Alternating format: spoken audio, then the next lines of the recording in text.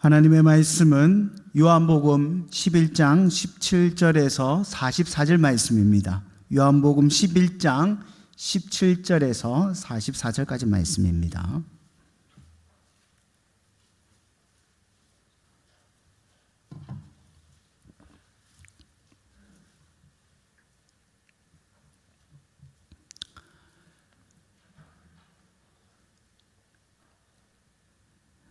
다 찾으셨으면 함께 교도하시도록 하겠습니다. 제가 먼저 읽겠습니다. 예수께서 와서 보시니 나사로가 무덤에 있는지 이미 나으리라. 많은 유대인이 마리다와 마리아에게 그 오라비의 일로 의문하러 왔더니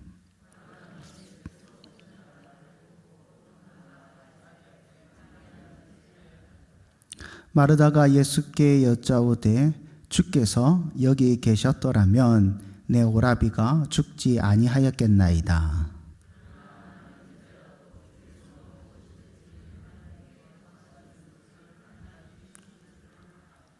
예수께서 이르시되 내 오라비가 다시 살아나리라.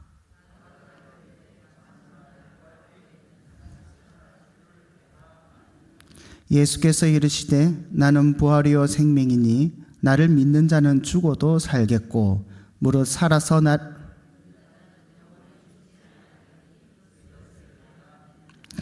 이르되 주여 그러하외이다. 주는 그리스도시요 세상에 오시는 하나님의 아들이신 줄 내가 믿나이다.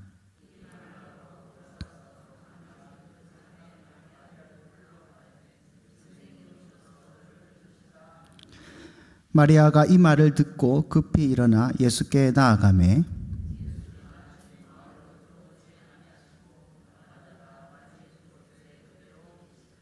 마리아와 함께 집에 있어 위로하던 유대인들은 그가 급히 일어나 나가는 것을 보고 곡하러 무덤에 가는 줄로 생각하고 따라가더니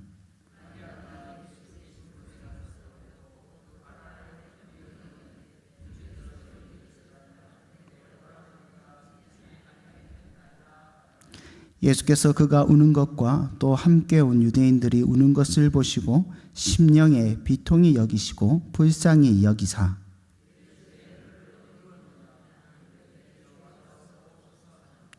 예수께서 눈물을 흘리시더라.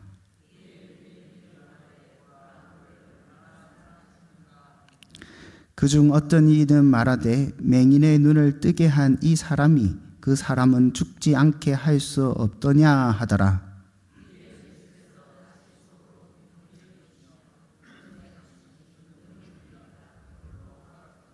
예수께서 이르시되 돌을 옮겨 놓으라 하시니 그 죽은 자의 누이 마르다가 이르되 주여 죽은 지가 나흘이 되었음에 벌써 냄새가 나나이다.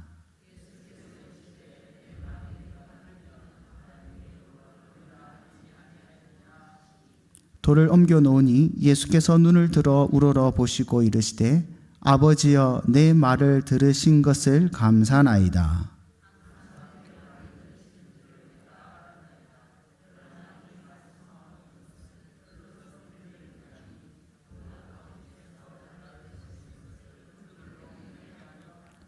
이 말씀을 하시고 큰 소리로 나사로야 나오라 부르시니 죽은 자가 수족을 배로 동인 채로 나오는데 그 얼굴은 수건에 쌓였더라. 예수께서 이르시되 풀어놓아 다니게 하라 하시니라. 아멘. 오늘 나사로의 표적에 대해서 함께 살펴보도록 하겠습니다.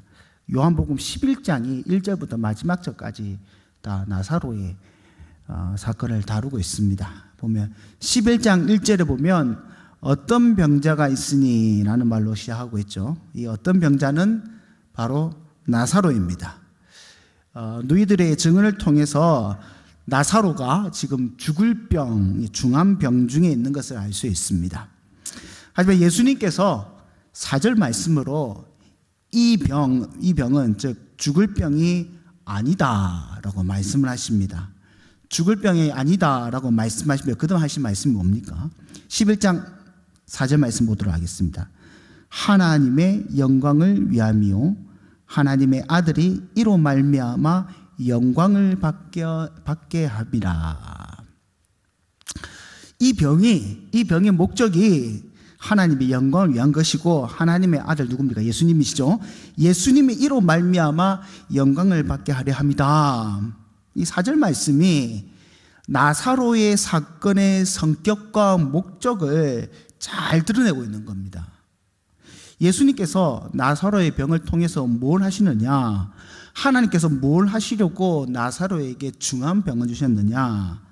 하나님의 영광을 위해서입니다. 하나님의 영광을 위해서. 나사로의 병은 하나님의 영광을 드러내기 위한 것이고, 또한 메시아 되신 예수님께서 영광받게 하려 하심인 것입니다. 이 둘은 사실 같은 말입니다. 성부 하나님과 성자 예수님께서 영광받으시기 위해서 나사로가 사실 죽을 병에 걸린 겁니다. 하나님께서 영광받으시다. 하나님께서 사람을 통해 어떻게 영광을 받으십니까? 우리가 항상 하나님께 영광 올려드립시다 고백하지 않습니까? 우리의 삶이 하나님께 영광을 올려드리는 삶이 되게 해달라 우리 소망하고 기도하지 않습니까? 어떻게 해야지 하나님께서 영광 받으시고 영광을 돌려드립니까? 예전에 제가 설교한 적이 있지만은, 하나님의 영광은 하나님께서 하나님 스스로 자신의 언약을 성취하였을 때 드러나는 겁니다. 물론 이 언약의 성취가 심판으로도 나타나기도 하고 구원으로 나타나기도 합니다. 기본적으로 하나님의 영광은 언약, 즉 구원의 성취와 굉장히 밀접한 관계가 있습니다. 그래서 하나님의 영광은 사람이 자기 힘으로, 자기 노력으로 하나님의 영광을 드러내는 것이 아니라, 하나님께서 사람을 사용하셔서, 죄인들을 사용하셔서 하나님의 영광을 드러내시는 겁니다. 죄인인 우리가 이런 하나님의 도구가 되는 것이 큰 은혜이고 기쁨이기에 성도들이 이를 막 소망하는 겁니다. 기도하는 겁니다. 근데 중요한 것은, 그럼 어떤 사람을 통해서 하나님께서 하나님의 영광을 드러내시느냐? 물론 심판은 악인, 어리석은 자, 다른 말로 하면 하나님을 경홀히 여기는 자, 언약을 멸시하는 자를 통해서 심판의 영광이 드러납니다. 하지만 우리가 바라는 것은 이 영광이 아니죠. 뭘 바라는 겁니까? 하나님의 구원이 드러나는 것, 하나님의 구원의 영광이 되는 것, 여기 사용받기 원하는데, 누구를 통해서 하나님께서 이 영광을 드러내시냐는 겁니다. 그 힌트가 오늘 본문에 있습니다. 뭐냐? 하나님께서 사랑하는 자를 통해서, 하나님께서 사랑하신 자, 예수님께서 사랑하는 자를 통해서 이를 드러내십니다. 오늘 나사로의 사건을 다루면서 요한은 나사로만 소개하는 것이 아니라 나사로의 누이 마리아와 마르다 모두 소개하며 예수님께서 이들을 사랑하셨다라고 말씀하십니다. 5절 말씀 보시면, 예수께서 본래 마르다와 그 동생과 나사로를 사랑하시더니, 동생이 마리아이겠죠. 예수님께서 이 남매들을 사랑하셨어요. 종종 들리시기도 하고 교제 나누셨습니다. 또 예수님께서 이 남매를 얼마나 사랑하시는지 주위에 있는 유대인들도 이를 알고 있었습니다. 그래서 36절에 유대인들이 예수님께서 나사로의 병을 고치지 않으시거든요. 이걸 조롱하는 말로 뭐라고 하냐면 36절 37절 보면, 그를 얼마나 사랑하셨는가 하면 그중 어떤 사람이 말하되 맹인의 눈을 뜨게 한 이 사람이 그 사람을 죽지 않게 할 수 없더냐? 아유, 본인이 사랑한다면서 왜 못 살리노? 이렇게 말하지 않습니까? 또 11절에는 예수님께서 나사로를 가리켜 뭐라고 하냐면 친구다. 친구다. 11절 보시면, 이 말씀을 하신 후에 또 이르시되 우리 친구 나사로가 잠들었다. 우리 친구 나사로. 요한복음에서 친구란 단어가 딱 두고 나오거든요. 15장 13절에 사람이 친구를 위하여 자기 목숨을 버리면 이보다 더 큰 사랑이 없나니 할 때 여기 친구 한번 나오고, 오늘 본문에 친구가 나옵니다. 특별히 성경에서 친구는 단지 친한 사람, 각별한 사람만을 이야기하는 것이 아니라 하나님께서 친구다라고 말할 때는 하나님의 비밀을 알려주는 자, 하나님의 뜻을 공유하는 선지자의 직분을 가리켜서 이 친구다라고 말합니다. 출애굽기 33장에 보면 모세가 선지자가 되거든요. 선지자 된 모세를 가리켜서 하나님께서 뭐라 말씀하시냐면, 사람이 자기의 친구와 이야기한 같이 여호와께서 모세와 대면하여 말씀하시매. 친구는, 하나님의 친구는 하나님과 대화하는 사람, 하나님의 뜻과 하나님의 비밀을 아는 사람입니다. 하나님께서 친구에게 그 계시를 해주시는 거거든요. 예수님께서 그 사랑하는 자를 통하여 하나님의 구원을 드러내시는 겁니다. 나사로와 너희 마리아와 마르다도 예수님의 사랑을 받고 또 그 사랑에 신실하게 반응하고 응답하는 자입니다. 예수님만 사랑한 것이 아니라 이 두 남매도 예수님의 사랑을 받고 그 사랑에 엄청나게 신실하게 반응하는 자였습니다. 그래서 요한은 나사로를 소개할 때 마리아가 예수님의 사모함으로 향유를 부어줬던, 또 자기의 여자의 영광은 머리입니다. 머리털. 이 여자의 영광이 머리털로 그 주님의 발을 닦았던 사건을 일부러 소개합니다. 사실 이 사건이 일어나기 전에 이제 나사로 부활 사건이거든요. 일부러 소개하면서 이 마리아가 얼마나 예수님을 사모했는가를 설명해 주겠는 겁니다. 이 사건 때도 제자 중 한 명이 아이고 저 비싼 거, 이 향유가 굉장히 비싼 겁니다. 저 비싼 거 허비한다 이렇게 질책을 하니까 예수님께서 이것은 자신이 예수님 스스로의 그 장래의 날, 언제입니까? 그리스도께서 십자가에 순환하는 날을 위해 간직할 것을 명령하시면서 이 마리아가 이것을 알고 했는지도 저도 더 깊이 연구해 봐야겠지만은, 마리아가 향유를 깨뜨린 이 사건을 예수님께서는 본인의 십자가의 죽음을 예비하는 여인의 성숙한 여인의 믿음의 행동으로 봐주시는 겁니다. 마리아만 그렇습니까? 마르다도 신앙이 좋은 여인입니다. 우리가 항상 마리아와 마르다 둘이 일하다가 마리아만 예수님 만나러 간 그 사건 때문에 마르다가 믿음이 없는 것은 생각할지 모르겠지만 마르다가 믿음이 있어요. 분명한 신앙의 고백으로 예수님을 알고 말하는 자입니다. 병을 고치시러 온 예수님을 마르다가 어떻게 호칭을 했느냐? 27절 말씀 보면 진짜 베드로의 고백과 똑같이 고백을 합니다. 27절 보면 주는 그리스도시요 세상에 오시는 하나님의 아들이신 줄을 내가 믿나이다. 베드로의 고백 아닙니까? 주는 그리스도시요 살아계신 하나님의 아들이시니라. 제자들이 너희는 나를 누구라 하느냐 헤매고 대답 잘 못했을 때 마르다는 이 고백을 한단 말입니다. 예수님께서는 마치 요나단이 다윗을 사랑한 것처럼 메시아 발 앞에 엎드려 예수님을 메시아로 사모하는 자, 사랑하는 자를 통해서 하나님의 영광을 드러내시는 겁니다. 사랑하는 성도 여러분,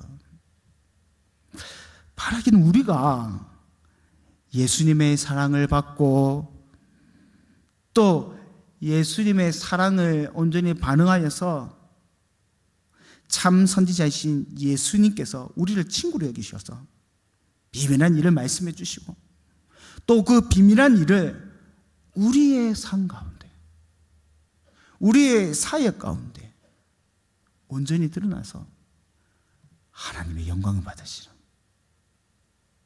우리의 그 일상이 하나님의 구원하심을 온전히 드러나는 귀한 역사가 있기를 주님의 이름으로 간절히 소망합니다.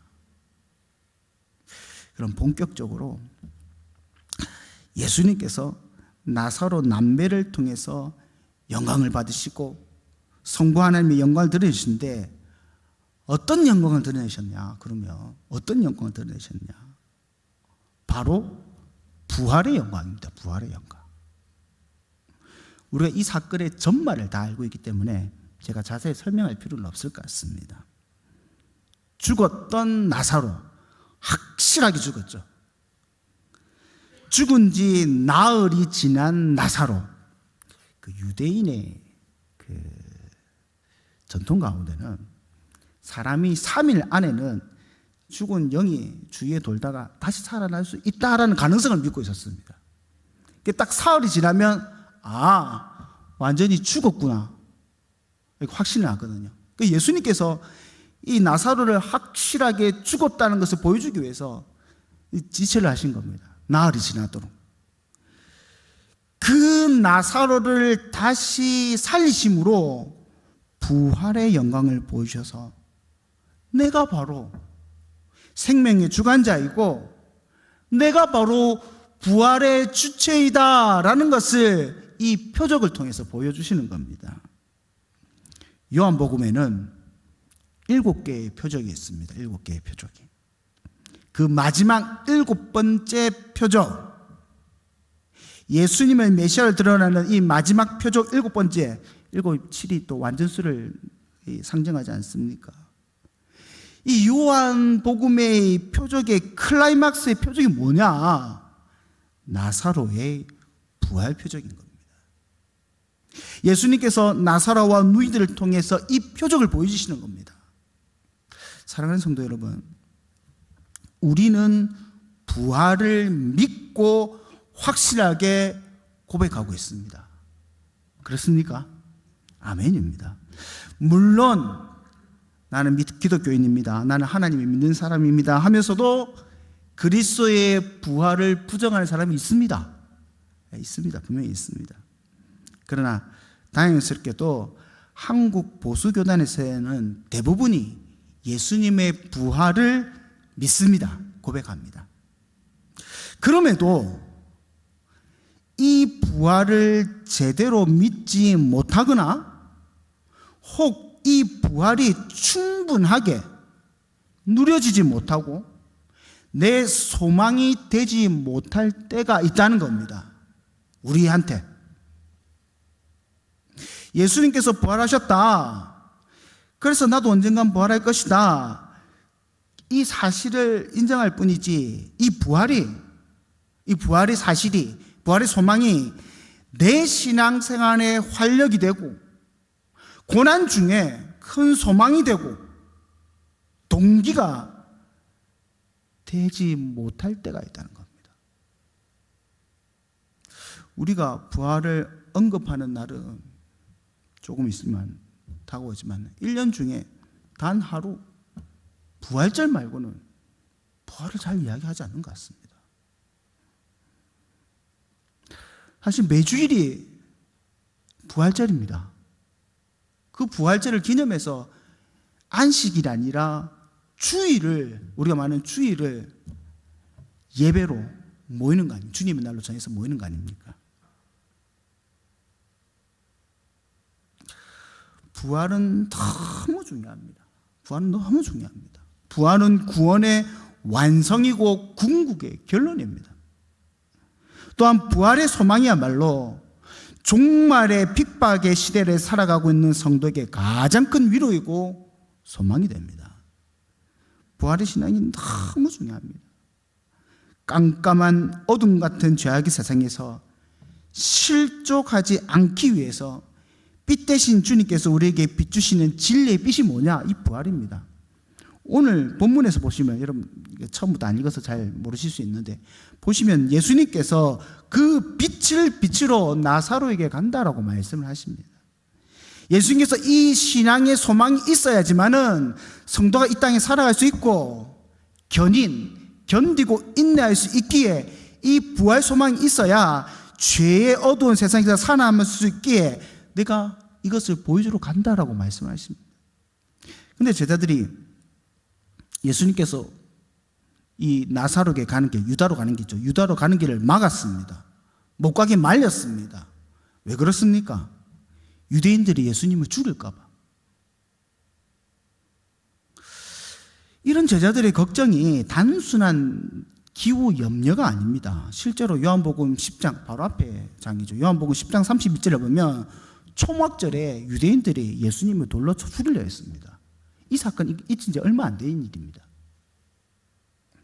또 예수님께서 나사로를 살리신 사건을 보고 대제사장 가야바죠.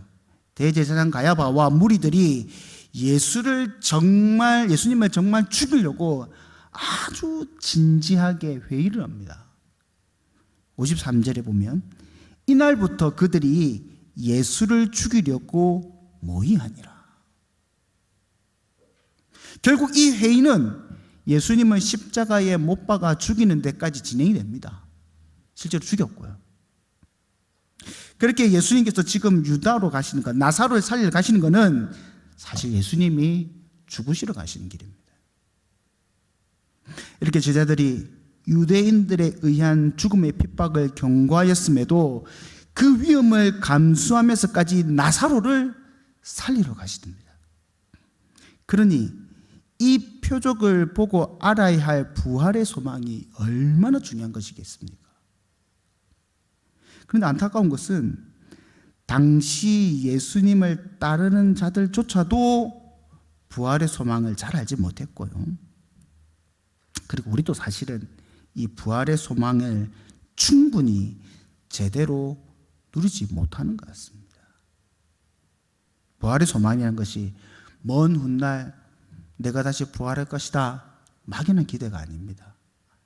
그런 막연한 기대는 그 예수님 당시에 그 유대인들, 사두개인들을 제외하고요. 왜냐하면 사두개인들은 그 누가복음 20장에 보면 부활을 부정하는 자들이지 않습니까? 사두개인들을 빼고 대부분의 유대인들이 내가 하나님의 백성으로 아브라함의 자손으로 부활할 것이라는 것을 믿고 있었습니다. 부활신앙이 예수님 때부터 시작된 것이 아니고 처음부터 하나님께서 그의 백성들에게 주신 겁니다. 아브라함이 뭐 때문에 이삭을 하나님께 번제로 드릴 수 있었습니까? 부활신앙 때문에 가능했습니다. 부활신앙 때문에. 히브리서 11장 17절에서 19절 말씀 보면 그가 하나님이 능히 이삭을 죽은 자 가운데서 다시 살릴 줄을 생각한지라. 부활을 생각한 거죠. 비유컨대 그를 죽은 자 가운데서 도로 받을 것이니라. 아브라함이 부활의 신앙이 있어서 이삭을 번제로 바칠 수 있었던 겁니다. 아브라함의 자손이라 생각한 유대인들은 스스로 아브라함의 자손으로 부활할 것이다 라는 부활의 믿음이 있습니다. 물론 그리스도를 통해서는 아니죠. 예수님을 통해서가 아니라. 이들은 부활을 하죠. 그런데 생명의 부활이 아니라 죽음의 부활을 합니다. 그리고 또한 부활 신앙을 가지고 있었던 사람들 중에 제자들도 있고 마르다와 마리아 모두 다 이 부활 신앙을 가지고 있었습니다. 그런데 이 부활의 참 의미와 놀라운 능력을 제대로 알고 누리지 못했던 겁니다. 예수님께서 부활 표적을 보이시려고 나사로에 가려고 말씀하셨지만은 본문 쭉 잘 보십시오. 1절부터 쭉 읽어보시면 제자들이 예수님의 의도를 전혀 알지 못합니다. 자꾸 헛다리를 짚습니다. 예수님께서 부활 소망을 보이시려고 죽은 나사로를 잠들었다라고 말씀하시지만 제자들이 이 의도를 전혀 눈치채지 못하고 주여 잠들었으면 좋겠습니다. 엉뚱하게 반응하죠. 그래서 예수님이 이 알지 못하는 자들로 믿게 하려고 나사로에게 간다. 15절 말씀이 그거 아닙니까?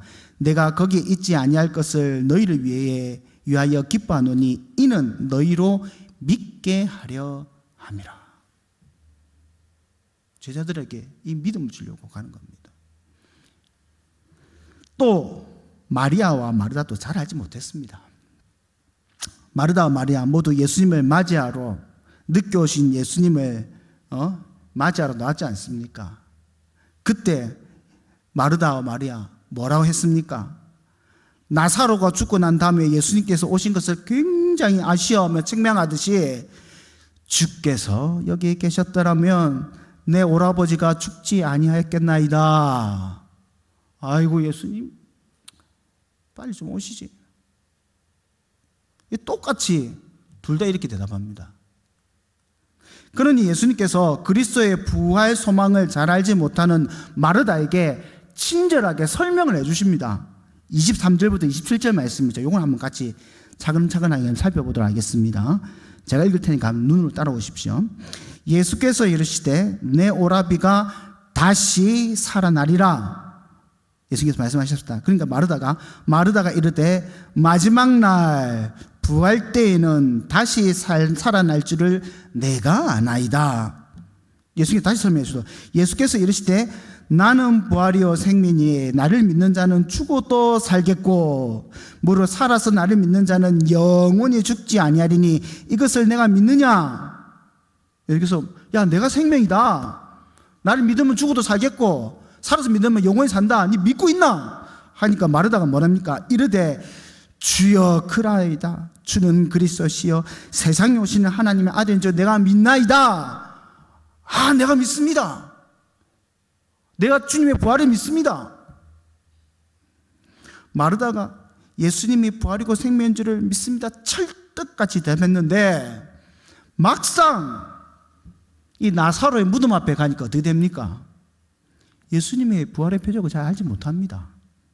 39절 40절 말씀을 보면 예수께서 이르시되 돌을 옮겨 놓으라 하시니 죽은 자의 누이 마르다가 이르되 주여 죽은 지 나흘이 되었음에 벌써 냄새가 나나이다.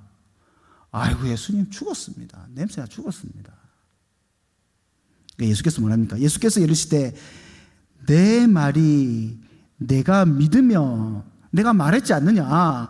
내가 믿으며 하나님의 영광 보리라 하지 아니었느냐? 다시 설명해 주시는 겁니다. 예수님께서 내가 부활이다 생명이다 나를 믿는 자는 영원 죽지 않겠다 말씀하셔도 이 의미를 사실 잘 몰랐습니다. 제가 지금 제자들이 잘 몰랐다, 마리아 마르다가 잘 몰랐다, 어리석다 책망하려는 것이 아닙니다. 원래 죄인인 인간은 예수님을 알 수 없습니다. 원래 알 수 없습니다.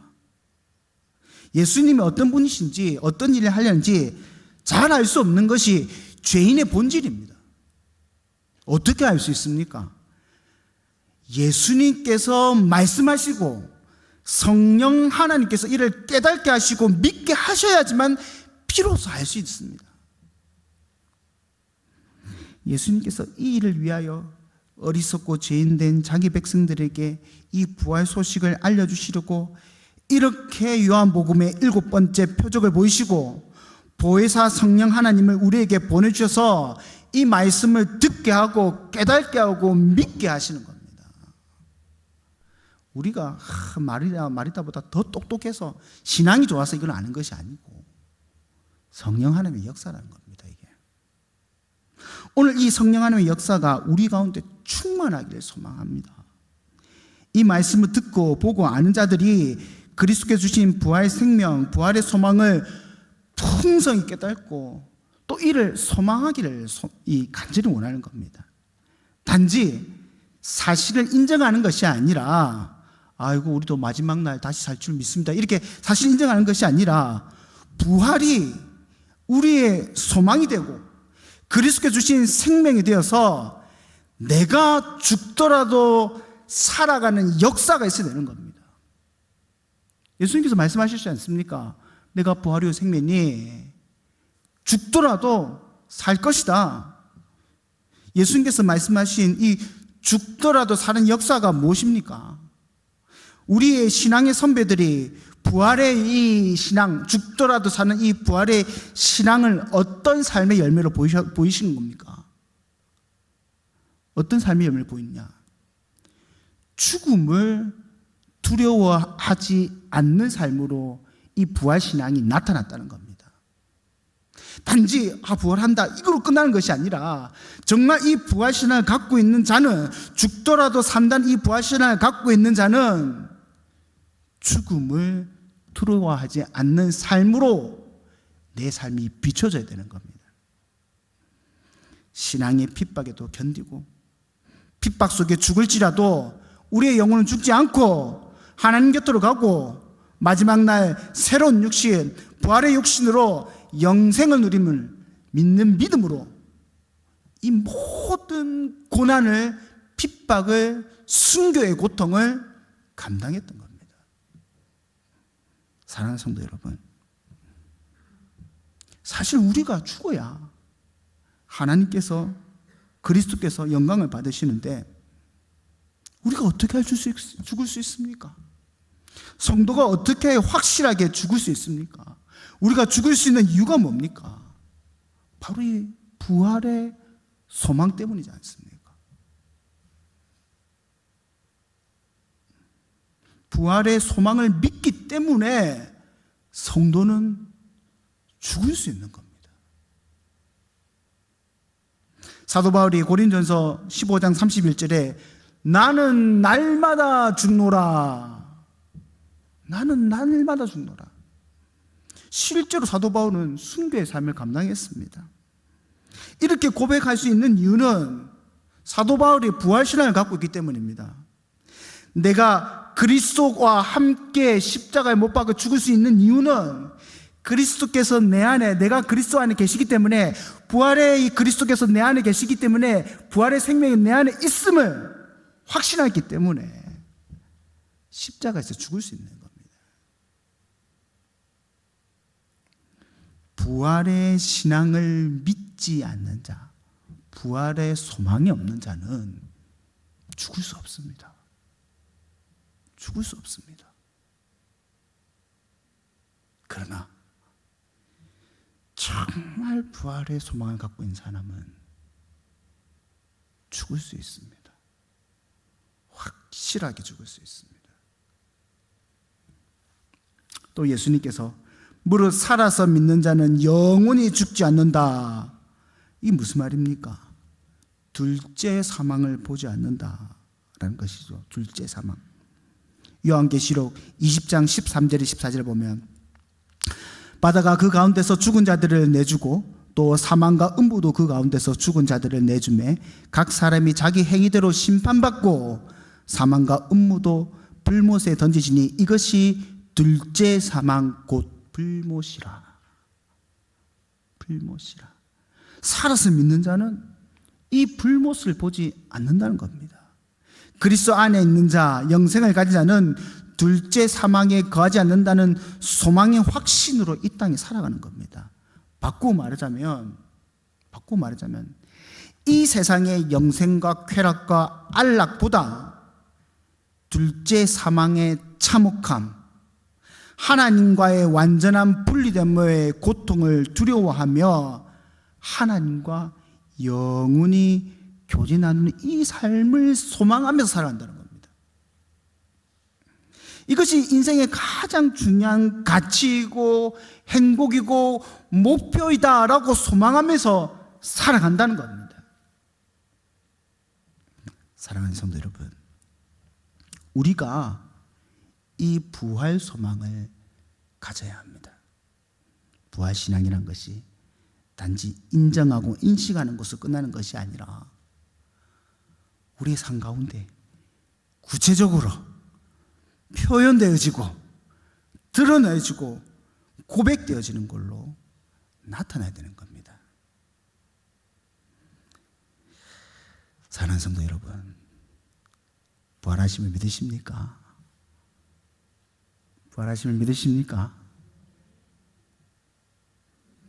우리 모두가 주님의 부활하심의 소망을 가지고 진짜 어두운 세상입니다. 이 어두운 세상 가운데 정말 예수와 함께 죽을 수 있고